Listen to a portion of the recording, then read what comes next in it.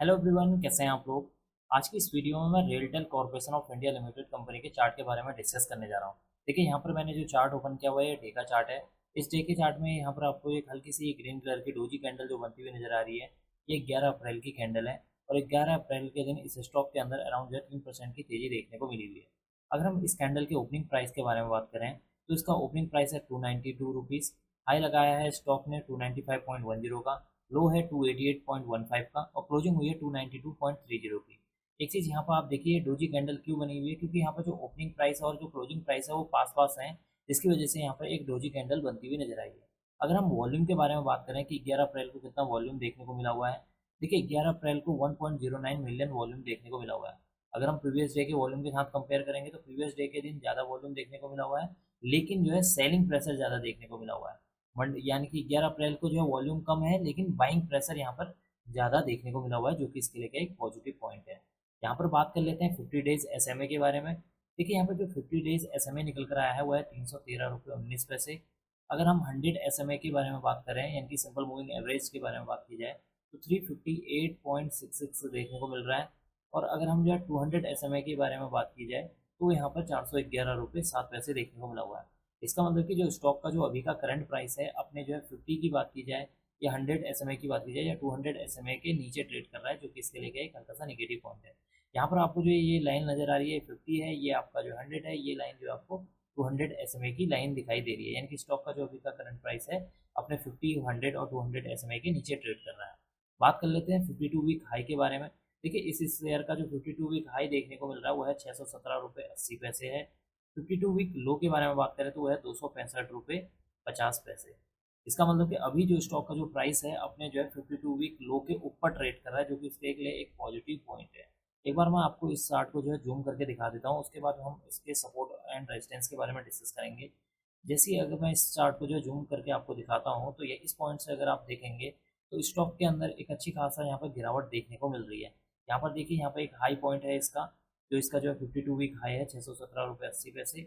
यहाँ से एक अच्छी खासी गिरावट देखने को मिली है, वापस एक हल्का सा बाउंस बैक हुआ, वापस एक अच्छी खासी गिरावट देखने को मिल रही है, उसके बाद हल्का सा बाउंस बैक, उसके बाद फिर गिरावट, उसके फिर गिरावट, उसके बाद फिर बाउंस बैक। तो ये कंटिन्यू ये चक्रव्यूह जो है चलता रह रहा है यहाँ पे। और अगर आप यहाँ पर हाई को देखेंगे तो यहाँ पर हायर लो बनते हुए नजर आए हैं, यानी कि ये हाई इसके जो है डाउन होते हुए जा रहे हैं, यानी कि जो है लो बनाते हुए चल रहे हैं। और जो लोअर लोज यहाँ पर बनते हुए नजर आ रहे हैं, एक यहाँ पर देखिए लो, यहाँ पर लो, फिर ये लो, फिर ये लो। तो यहाँ पर जो लोअर लोज बनते हुए नजर आ रहे हैं, यानी कि एक अच्छा खासा स्टॉक का जो प्राइस है एक कंटिन्यू गिरावट में देखने को मिल रहा है। अब हम बात कर लेते हैं कि आने वाले दिनों के लिए इसके लिए क्या सपोर्ट एंड रेजिस्टेंस रह सकते हैं। देखिए, इसके लिए जो पहला यहाँ पर जो सपोर्ट निकल कर आ रहा है वो है 265 का लेवल। 265 इसके लिए एक मेजर सपोर्ट के तौर पर काम करने वाला है। यहाँ पर ये जो आपको लाइन नज़र आ रही है ये है 265 वाली लाइन। ये देखिए, जो पहला जो S1 निकल कर आया है 265 रुपीज़ 50 पैसे यहाँ पर देखने को मिला हुआ है। अगर किसी भी वजह से स्टॉक का प्राइस इसको ब्रेक करता है और नेक्स्ट डे उसके जो लो को ब्रेक कर देगा तो स्टॉक का जो प्राइस है 244.90 तक आ सकता है। इसका मतलब कि जो 265 से लेकर 244 वाला जो जोन है ये इसके लिए एक मेजर सपोर्ट के तौर पर काम करेगा। अगर आप प्रीवियस कैंडल्स को देखें, अगर मार्च मंथ में देखें तो मार्च मंथ में स्टॉक ने इसी लेवल पर 265 के लेवल पर यहाँ पर सपोर्ट किया है और सपोर्ट लेने के बाद वापस एक अच्छी खासी बाउंस बैक देखने को मिल रही है। यहाँ पर आप देख सकते हैं, यहाँ पर इस कैंडल पर सपोर्ट लिया है और यहाँ से वापस बाउंस बैक, फिर गिरावट, फिर वापस बाउंस बैक, फिर वापस एक गिरावट देखने को मिल रही है। तो हो सकता है कि ये इसके लिए एक सपोर्ट लेवल काम करे प्रॉपर तरीके से और वापस इसके अंदर एक अच्छी खासी हल्की बहुत थोड़ी बहुत जो है तेजी देखने को मिलेगी। लेकिन ऊपर की ओर को हम बात करते हैं कि रेजिस्टेंस के लिए, देखिए पहला जो रेजिस्टेंस निकल कर आया है वो ये लाइन है 346। 346 इसके लिए जो है पहला जो है रेजिस्टेंस देखने को मिल रहा है।